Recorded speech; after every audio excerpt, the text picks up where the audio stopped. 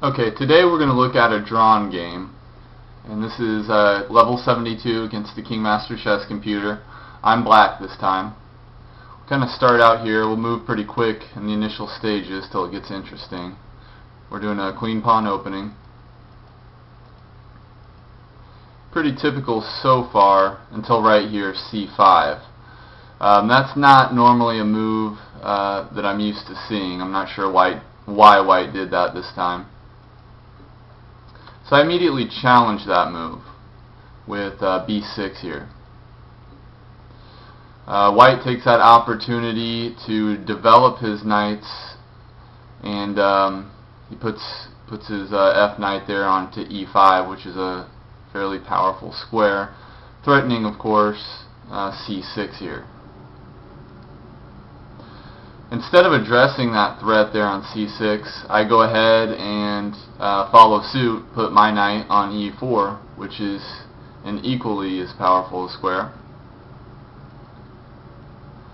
White goes ahead and takes my pawn. Now he is threatening my queen, so I'm going to have to definitely address that.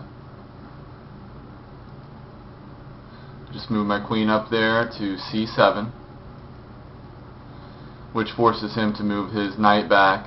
Now he loses the tempo. He did gain a pawn, but that definitely gives me some breathing room here. I go ahead, get a little aggressive here, and capture his f2 pawn.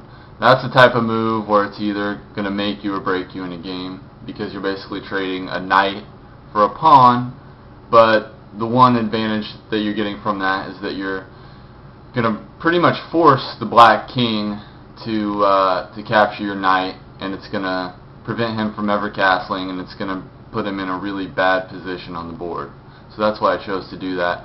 And also, with my queen being developed early, I now have an open line here, an open diagonal, to potentially threaten the black king. So that's kind of what I'm going for. He goes ahead and takes my knight. However, there's not a lot I can do with this king out there right now, so I just kind of have to sit back and see how things develop. I move my e-pawn. I'm going to open up this diagonal and try to get my bishop into the action here, and obviously get it off my back rank so that I can castle at some point. Now things start to get a little hairy. He brings his c knight up, and now he's threatening my queen again. I definitely want to stay on this diagonal because I want to have access to his king side later in the game. So I just move her back out of harm's way. Unfortunately, this has kind of given white some room to create some chaos on my side of the board. So I got to be really careful how I handle this. So now he brings his other knight up again. Now he's doing has a pretty good attack going here with both of his knights, threatening my queen again. So now I just have to basically move her out of the way, and that's also a good move there onto b7 because now I'm threatening his knight here. It's a nice little move. He goes ahead and takes my a-pawn. Obviously I can't take with my knight or my queen because I don't want to trade a knight for a queen.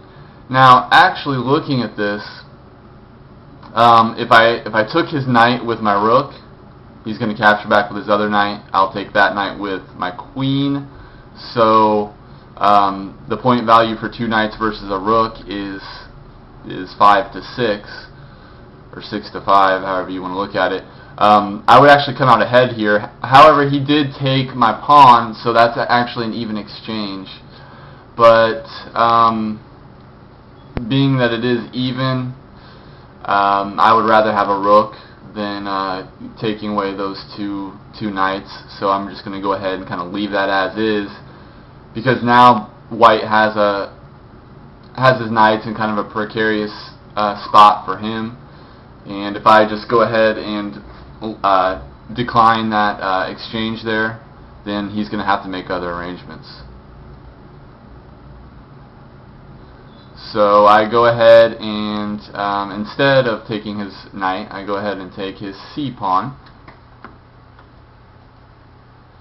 Now he takes my bishop with his knight, and I go ahead and take his knight with my rook. Now he's freeing up this diagonal to bring his bishop out and to protect his knight, which was hanging there on b5. Bring my bishop up. I'm just doing that to free up my back rank here. White does the same essentially. Now this is kind of a good move here, just moving that pawn down. Instead of taking the d4 square, I just advance my pawn, keep my pawn structure going. You see I have a nice looking pawn structure, and I'm kind of I have good control over the center of the board, and that's definitely going to be an advantage for me.